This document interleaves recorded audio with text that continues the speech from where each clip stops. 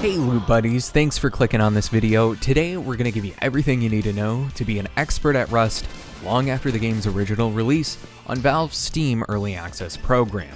Developed by Facepunch, creators of the seminal Garry's mod that utilized Valve's source engine from the likes of Portal and Team Fortress 2 as a multi-purpose sandbox which was utilized in ways that ranged from fun party games like Trouble in Terrorist Town to role-playing playgrounds of various themes. A more brutal sandbox titled Rust arrived on the scene from them December 13th, 2013. While still maybe, and well to be honest, still fairly rough around the edges, Rust is one of the best open-world multiplayer survival games. Now, rather surprisingly, there's no better time to be an expert at this game due to a reignited popularity and a growing user base of new players. Most of the tips you'll see today were found by utilizing the resources and knowledge found within the Rust community, Wiki, and official developer blog. You'll be able to survive and, most importantly, enjoy a significant stretch of time in the game by relying on these resources. It's certainly helped me finally get to the point of enjoying myself with the game, and even occasionally, the advice helped me get into shootouts that didn't always end with me dying. So how do I survive and enjoy myself unlike the other players? Well, it's because I sanctified a list of rules. I survive because I've taken the best advice I found during my researches and exploits. So first, we're going to start with the command console keybinds and settings. There's only a few, so I'll leave them up on the screen. But to add these into the Rust command menu, you'll want to press the F1 key on your keyboard. First, we're going to type in graphics.fov, followed by a number between 75, which is the default, and 90. This is going to change the FOV settings, basically your field of view. Set it to whatever settings you find most comfortable to play the game, and just consider, though, that this is the type of game where a wider field of view will certainly benefit any playstyle. I've been gradually adjusting my FOV up on my monitor each time I log on to Rust, and I'm playing comfortably at around 85. But for you, it'll be based on your personal preference. Carefully consider and balance this ability, because while it's required to visualize surrounding players and their environment, you must also ensure your ability to make distinctions on the horizon. Also, if you want details on how much RAM and GPU usage Rust is occupying, go ahead and type in perf2. Lastly, I've been able to circumvent stream sniping by utilizing the command streamer mode 1/1. Now, on to rule 2. Disable the music in Rust.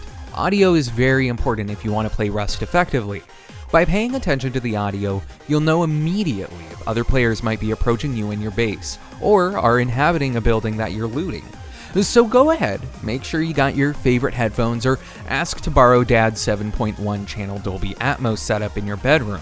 Disable the in-game music in the settings, and be sure to carefully listen to the menu music for exactly a 10-second stretch.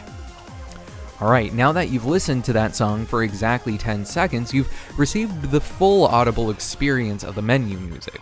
If it annoys you, just completely get rid of it.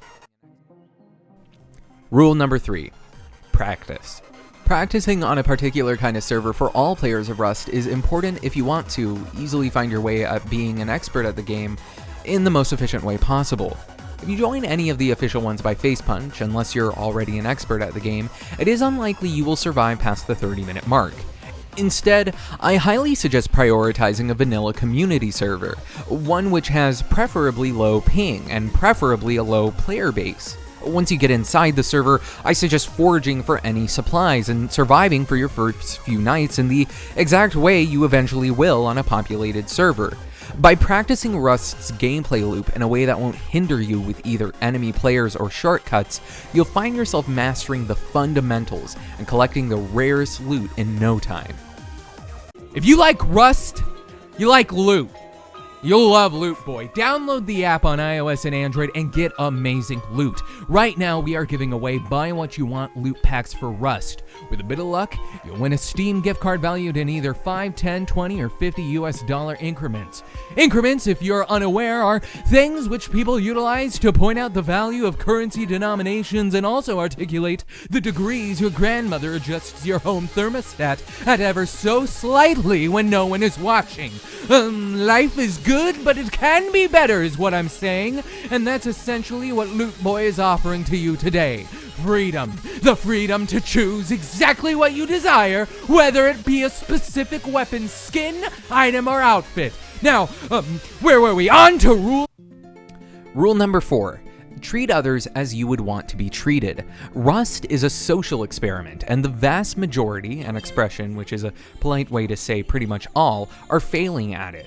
The aliens monitoring us are going to think we're horrific savages if we can't even control our primal urges and do the right thing in a video game.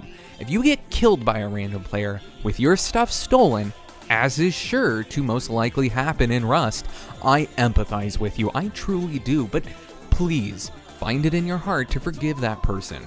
Should you decide to rejoin the server in the hopes of getting vengeance, consider, if you will, Albert's path. Listen to me. While I will admit to a certain cynicism, the fact is that I'm a naysayer and hatchet man in the fight against violence. I pride myself in taking a punch, and I'll gladly take another because I choose to live my life in the company of Gandhi and King. My concerns are global. I reject absolutely revenge, aggression, and retaliation. The foundation of such a method is love. In all seriousness, though, trust me, dedicating your game time to going after a specific player that already has hours upon hours of experience and enough resources to supply a small army is gonna end with you just wasting your time. Just like in real life, vengeance is rarely fun if it's just you dying over and over and over again. It's actually been surprising to revisit Rust and find opportunities here and there to communicate with a player and at least temporarily talk them out of messing with me. And in even some instances, I've been delighted to find others help me establish shelter or craft the tools needed to survive the already overtly harsh environment that's present in the game. Don't get me wrong, the most fun I've had in Rust is when I rejoined a server with a couple of well-equipped friends, and we worked together to hunt someone down and reclaimed what I spent dozens of hours amassing. Calling in the homies to take down that tyrannical server owner and redistribute his assets to the remaining server population, I'm serious, it really is some of the best fun you'll ever have with the game, but you gotta work yourself up to that, and throwing yourself at a wall over and over at a player who has spent hundreds more hours than you in this game will only waste your time and teach you nothing regarding how to play this game as an expert. Rule number 5 is to download the official Rust companion app. No, seriously, the companion app for Rust is surprisingly great. Unlike a lot of other video game companion apps that get justifiably deleted by their users after only a week of installation, the Rust app is a mainstay on any device and should be considered a vital resource should you wish to play the game seriously. Not only does it allow you to easily communicate with your group, but also there's the ability to set up autonomous communications from within your base itself. You can provide custom alerts to your smartphone or tablet whenever your structures might possibly be in danger. Rule number 6, stick to the M249. If you're looking to solo play Rust, then it's important to back that confidence up with a fitting arsenal. The firepower you'll desire in the M249 is above the rest when it comes to the weapons in Rust, but be prepared for it to be a significant effort to find, since the M249 is only obtainable from attack helicopter crash sites, but it can also be looted from the Bradley APC. Trust me though, it is worth it.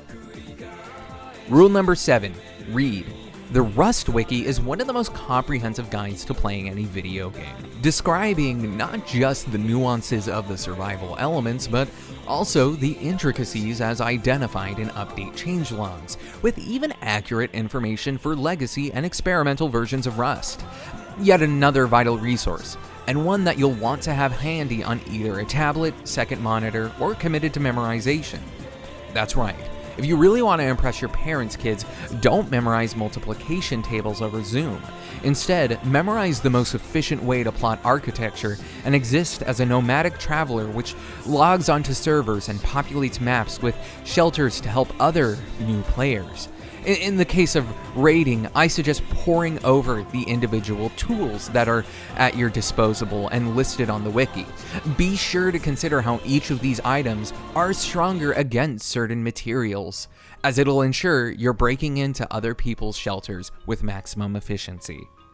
Finally, with rule number 8, an armor combination that should carry you for even the most stressful solo raids. This combination is a common suggestion, but it really does work. Using the chest plate, road sign kilt, and the coffee can helmet, you can easily provide yourself ample protection from projectiles and melee combat without breaking the bank. Anyways, thank you so much for watching the video today. Let us know in the comments if you have any questions, need help jumping into the game, or have some tips of your own. After utilizing some of the tips in this video, let us know if you'd be interested in another video full of tips that can give you a more competitive edge over players. And thanks for watching, Loot Buds. Again, remember, download the LootBoy app and claim your free welcome pack today.